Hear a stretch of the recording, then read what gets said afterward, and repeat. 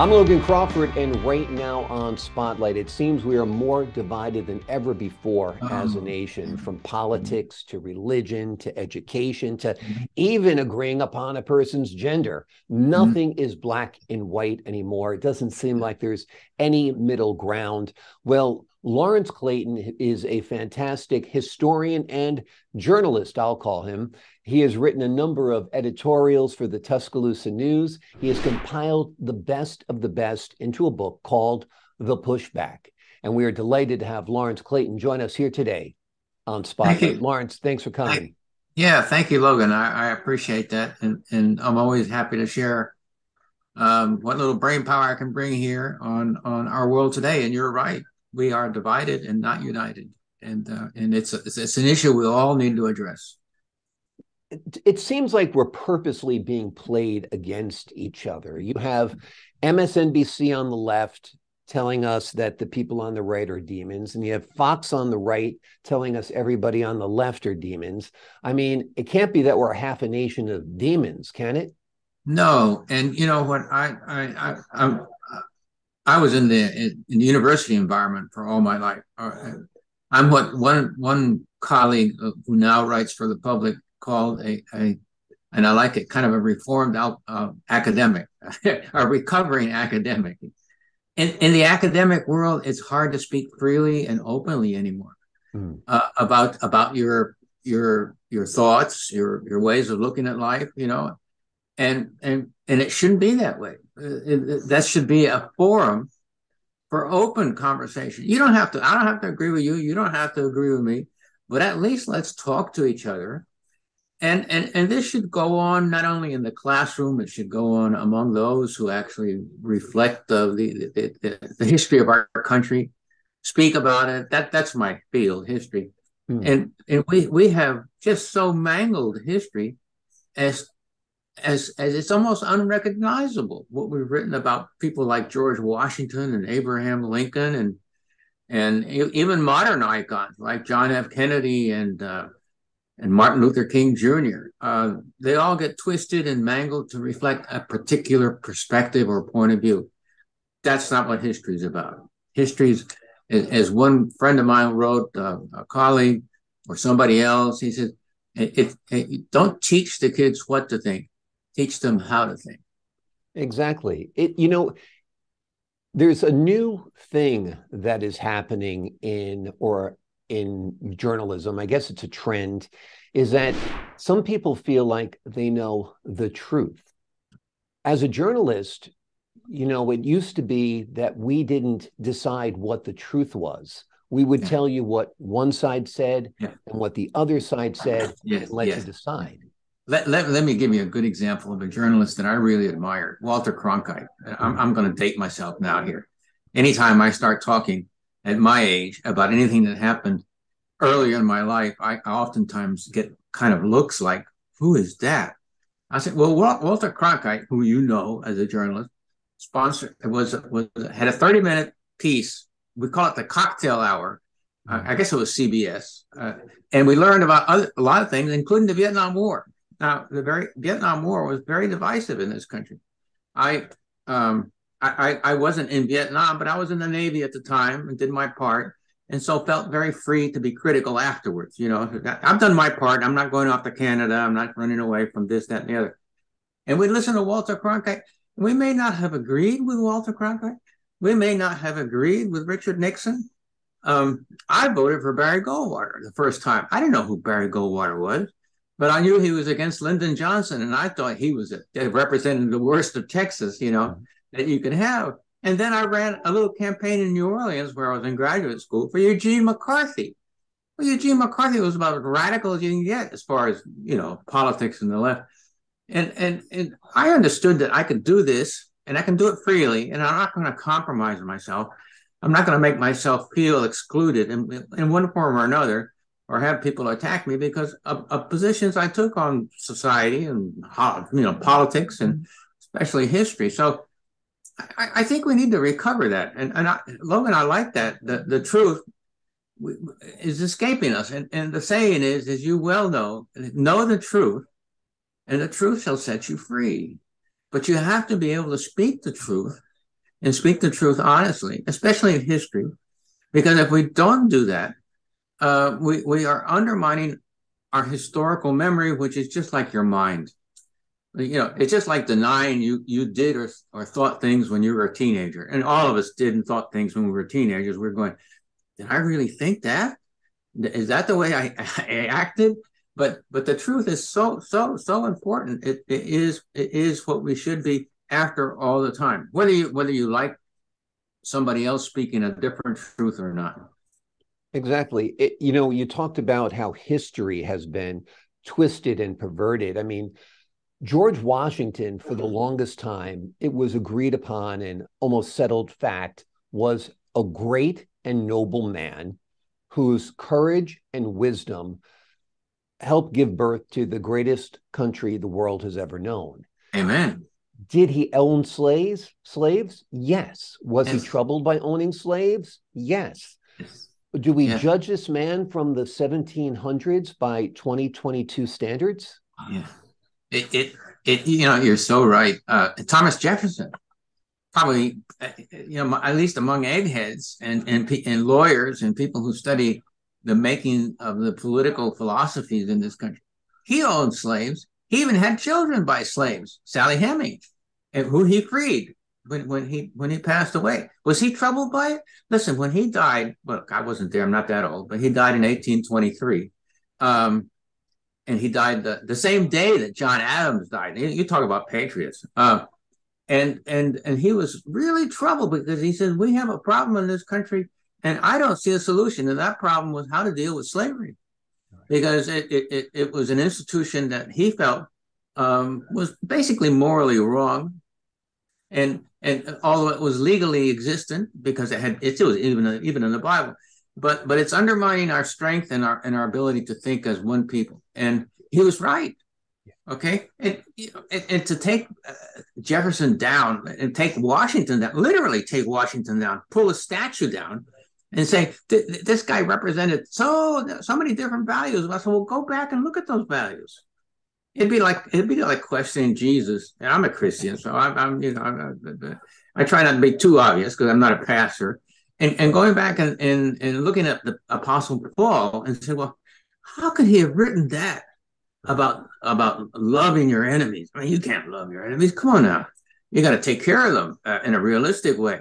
But you have to put Paul back into the times of Jesus, and you have to put him into the philosophy and into the theology, into the love that Jesus was preaching, which oftentimes doesn't make sense. Let's talk about your book for a moment. What are some of the op-eds that you have published in there that you really feel you want the folks at home to know about? Oh, you know what? I was looking at them again today, and I thought, well, they're all important. Typical, or they wouldn't be in the book. You did whittle it down to these important. Buy the book and then make your own judgment. Exactly. But there's a couple of them here, and one is among the first ones, and it's called Critical Race Theory, Other Bad Habits, Language, and History, and the subtitle is, and this is the one I like. Do you know what our teachers are being taught about American history? Oh, well, about last week, I taught 80 fourth graders about Spain and Alabama. I'll tell you what, Logan, that was an experience. Going back to 9-year-olds teaching. But anyhow, and this essay says that what we're being taught is it was summarized by an argument made by a journalist. Sorry about that. And the argument that she was making, the 1619 Project, was that slavery, its existence and in the aftermath of slavery, has been the most important and determining factor in the truth of what American history is. Forget Jefferson, forget Washington, forget equality, forget the Constitution. It's all about slavery. And she wrote this, and the New York Times picked up on it. Sorry, I'm picking on the New York Times a little bit. That's okay. And she said, what happened was that the bringing of slaves over here transformed the country altogether. Now, come on. It transformed a little bit of the country, and then slavery grew, and it grew into an evil institution. Let's say it what it was. Yeah. But it wasn't the one that determined how Americans thought. For example, she goes back to the American Revolution. I'll stop here and then pick up another couple of things. And she said the American Revolution was all about the Americans contesting the British, who wanted to end the slave trade and therefore end the South's dependence upon slavery. And these three historians from Princeton wrote this essay and said, well, that's interesting, but it's wrong. Right. The British had already ended, or on the way to ending the slave trade, you know, and you're wrong. And then she picked up on Lincoln and just nails Lincoln for saying and doing things he didn't do. And I thought, well, that's you know, that's the truth. You may not like what it is, but don't disturb the facts. You know, if you're going to make an argument, make them based on the facts. And then the other little essay I was looking at was one written. It was taught here at the Division of Equity, and Diversity and Inclusion, or Diversity, Equity, and Inclusion, whatever, which is all over the country. And it says, and the title of the essay was "The Broken Analysis of American Racism and White Fragility." Okay, I'm not going to repeat the whole essay. You can buy the book and read it, and it's not a long essay. And it's the expression that all whites are systemically racist. You can't escape it. You're racist. And I'm going, really? I go to church, it's almost all black. I certainly wouldn't be going there if I were a racist. Well, what are you talking about? And then I read this thing, and the argument that the author makes is that it is an inescapable part of my being white, to have a prejudice against other people of other colors and other ethnic groups. And the more you deny it, you ready for this, Logan? The more you deny it, the more that it confirms the truth of the argument, you know, because you're lying to yourself. And I'm going, this is what we're teaching our kids, you know? And my mother's Chilean, so I'm a Hispanic. My mother was born in Chile, and I tell people, I said, I don't look like my Mexican gardener, do I? And I happen to have a Mexican gardener, Gustavo Gutierrez, and I speak Spanish like a Peruvian because I grew up down there. I said, am I prejudiced against my own people? No, I'm not. Am I prejudiced against black people, mulatto people, people with slanted eyes? No, I'm not. I may have been at one time. My ancestors may have done some things that I'm not very proud of. Let's open it up and let's talk about it. And so what I do in this little book is question a lot of things of the woke generation, you know, which is a very progressive way of thinking, but the way of thinking is usually projected as the only truth. This is the way you need to think. And if you don't think this way, you're not an American. You are either racist, you're divisive, you're backwards, you're an old style capitalist. All you want to do is make money. That's not the history of this country. History is very complicated. Abraham Lincoln had two sides. Right. One, he wanted to protect the Union, and to protect the Union, he had to stop the Confederacy. But on the other hand, he had free blacks come into the White House, and he said, "They're as good as I am." Well, you ignore that, you know. He said, "Well, Lincoln didn't know what he was thinking at one time." I said, "That's like all of us. What I thought at 19 years old and what I think at 79 years old are two different ways." Exactly. Seems like we've gotten Martin Luther King in all of this. As you're talking, a lot has come to my mind. First of all, Martin Luther King has a mixed legacy as well. He was a great man. He had a very troubled personal life. If he were being judged on 2020 standards, he might be canceled because of his personal life. That's right. That is verboten. You're not allowed to say that. No. But one of the great things that Martin Luther King strove for was to have a colorblind society. And it seems like race is brought up and thrown into people's faces and used to divide us more and more when it shouldn't be an issue. We've had a black president. We have a black vice president. This is not a racist country, or we would not be electing this people. Are there pockets of racism? Are some people racist? Absolutely. But the sword cuts both ways. Exactly. You know, and I always laugh and say, well, I hope my KKK robe is not here where you can see it, you know, keep that hidden.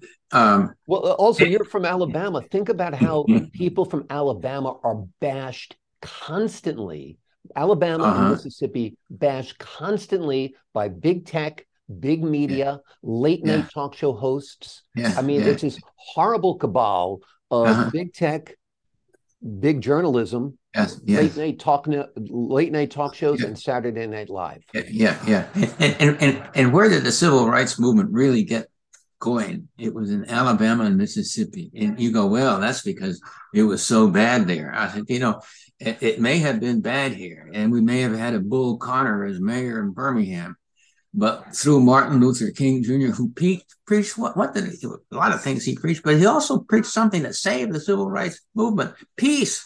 Right. I don't want to kill anybody. Although he was himself murdered later on in his life in the summer of '68, but he preached a philosophy, the Christian philosophy of overcoming all the hatred and the divisions, and he said, "And let's do this together." The civil rights movement wasn't about blacks. There was a lot of whites.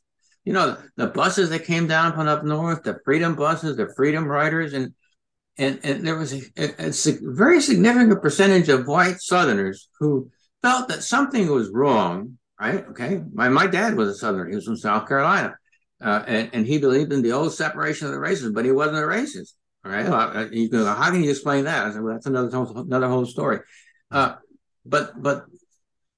it was precisely in this part of the world where the first changes were made that really kind of brought to light the goodness of the American spirit. And you say, what good was the 1960s? I said, well, a lot of good things happened in the 1960s, including the civil rights movement. And that civil rights movement gave us a presence in the world that a lot of the world admires. Why do we have all these thousands of people, hundreds of thousands of people trying to come to this country? Because this is a land of what? Freedom. Okay? We still have it, don't we? Liberty, right? To be your own. A culture that admires somebody who works hard and through his merit becomes what he or she wants to be. And that's not always true in the world. That's not true in Venezuela today, in Cuba today, in the old Soviet Union today. And so what is it that has made us so exceptional? And that's a term that will kind of raise issues among the historians. Well, we're not an exceptional country, just like everybody else. And I beg to differ. We turned away from the one true, what was thought to be the one true source of unity and liberty and legality in the world, monarchy. So we get rid of the monarchs. Okay? Right. Although George Washington, when he was very dignified, I'll tell you, just to lighten this up a little bit, when he was inaugurated, one wag turned to another. He says, I fear we've traded George III for George I. And because he only served one term, he swore, I've had enough of this. I'm going back. Adams, you can take it, or Jefferson and others. But, we are a special country. Now, we shouldn't brag on it. We shouldn't push it into other people's faces, but we should also not reject it and say that, no, we're just like everybody else. We hate people. We are systemically racist, and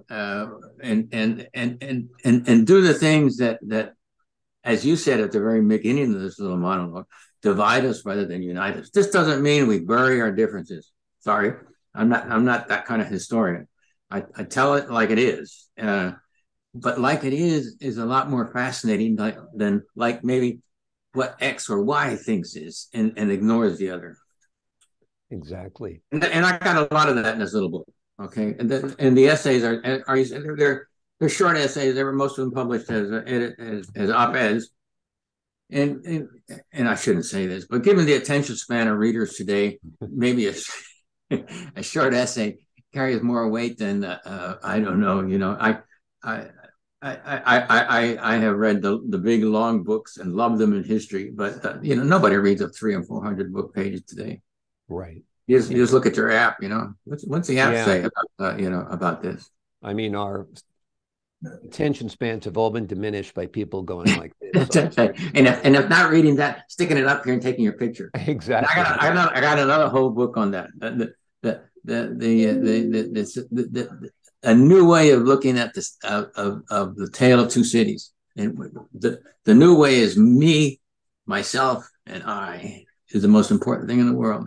And the old way is the Christian way, and it's a Jewish way. It's a way of the faith, Right. faith, and looking at people, other people that you can lift up, not yourself. I had fun with that book. I didn't bring it Sure. up. And the title of that book is? A New Tale of Two Old Cities. Awesome. And, you know, It's the best of me and even the better part of me. yes, I like that. That's even better.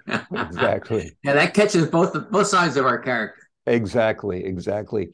I was thinking, we were talking a little bit about my early days at CBS. Back in the 80s, they were coming up with hate crime laws.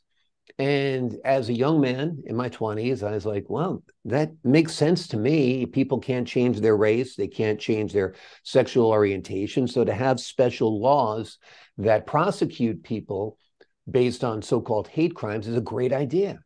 And then the other journalists I was speaking with at the time said, it sounds like a great idea now, but who defines hate?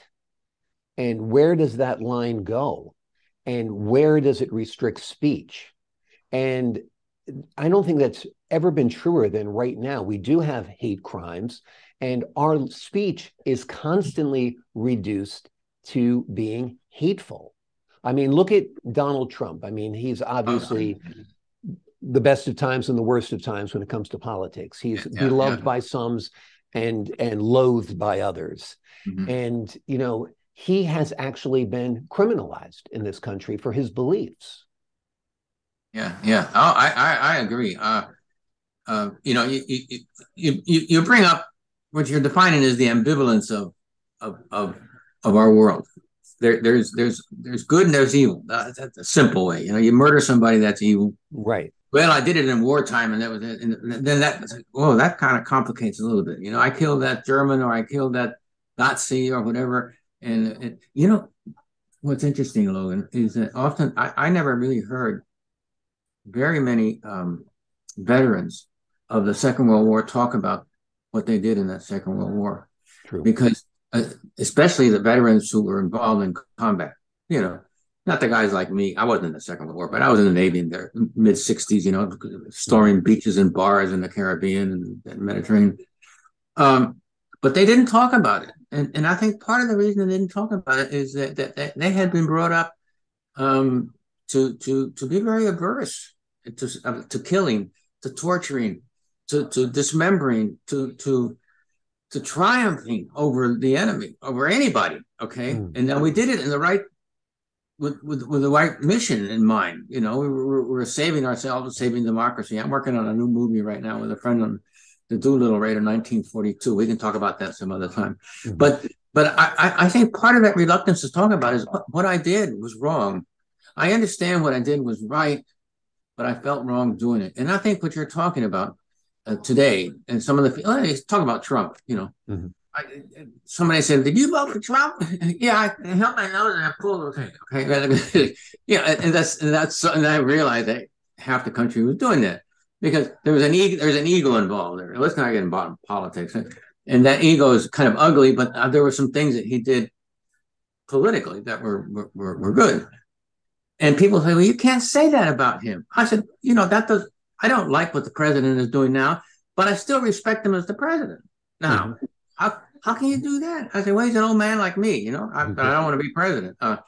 And I think we have found it very hard to deny the truth that somebody else speaks. And it's not just the teenagers questioning their parents. You're old fogies, you know. You don't like Elvis, you know. Our parents looked at Elvis, the pelvis, and you know, shaking a little bit. And you look at Elvis today, and you go, why were people so offended by Elvis? You know, come on now, give me a break. And there were things going on in the 1930s. Some of the music of the shows in the 1930s in the town that you live in the Big Apple, you know, things are going to go my way. And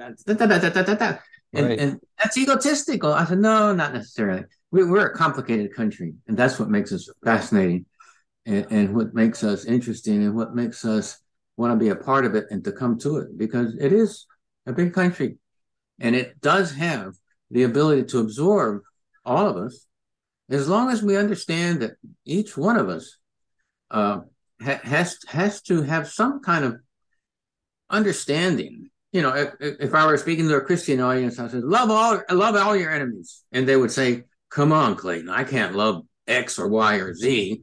I said, I'm just telling you what the Bible says. But and I'm not ready to leave the country. I'm not going back to Peru or to Chile or Ecuador or Costa Rica. I was on a Fulbright down there, really loved it, but I'm not ready. I think our country is worth preserving, but you have to be honest about it. And that's why I put together this little book. And if you want a primer on all of the things that have been going wrong in the country, everything from teaching teachers what to teach to what to believe, then take a look at it. You know, it's a short book. It's only a few pages. Here's one, section 7, immigration or how this country was built. Immigration or how this country, you ever think about that? We're all immigrants. Exactly, every one of us. And we're talking about how the countries of the world are different or the same. If you go to Germany, you primarily see Germans. If you go to Japan, you see Japanese. China, Chinese. Peru, Peruvians. You come to the United States, you see all of the above plus That's more. right. And the second generation can be an American. You can go to France and you can live there for 5 or 6 generations and you're still a gringo. Yeah, you're still an American, you know, or Germany. And it's funny, we never lose the label. We're all hyphenated. I'm Irish American. Yes. You're, you know, Peruvian / something else, you know, American.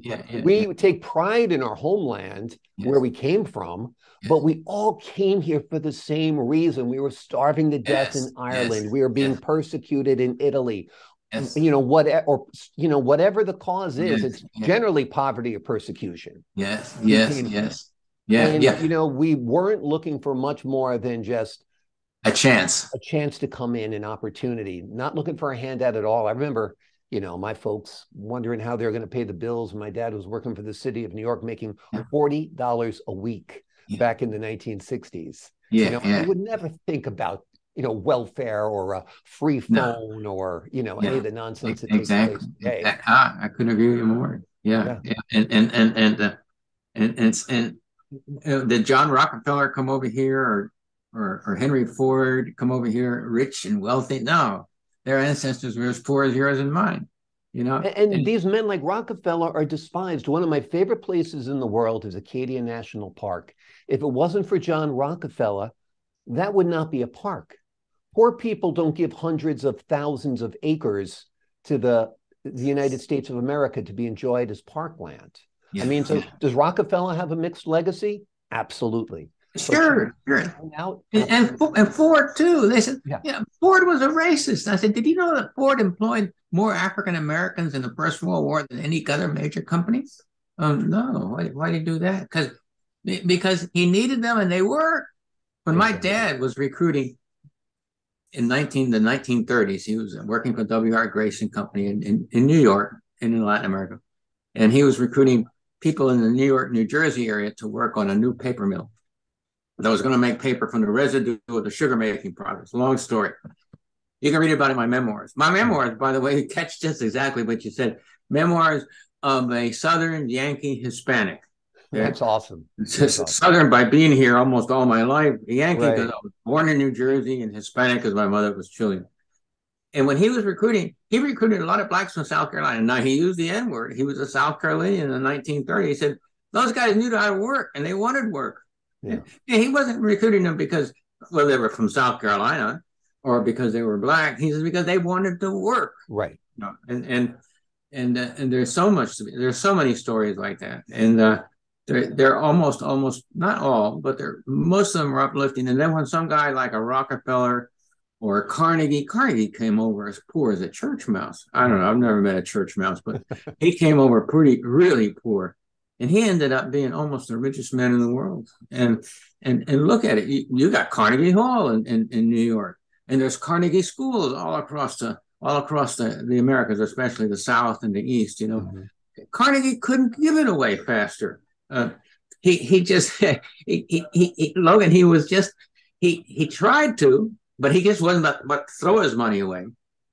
but he wrote an essay in 1893 or 1894, and I'm trying to think of the title for it. But the title of the essay was about what I owe back to the world that gave me my life. Hmm. And everything that we do is dependent upon others. You know that. I teach at the university, but then how many students I wouldn't have at a university. You know, exactly. You work in a publishing world. Nobody listened to you. Nobody tuned into you. You wouldn't have a job, as it were. We all owe something, and he felt that need. Yeah. But maybe just end with a little story about sure. how close we are to them. Carnegie was on a ship, going over to Europe to invest or something like that. And the great super banker of the late 19th, early 20th century, I forget his name right now. He was richer than Carnegie, and they were talking about millions of dollars, and Carnegie said, I only got 300 million from you, and of course 300 million in 1904 or 5 was huge. And the other guy goes, well, what would you have wanted? I think 500 million would have been fair. He said, I would have given it to you. And Carnegie goes, no, you wouldn't. Amazing. And he felt that, like you mentioned, an urge and a need to give back to the society. Doesn't mean you have to give away all your wealth. Right. Doesn't mean you have to give away your condo down in Miami or someplace. I'm like, but it does mean that you owe something back to the world that you grew up in. Exactly. And that's a very Christian Judaism. Leave this world a little bit better than you found it. That is the Judeo-Christian way, of course.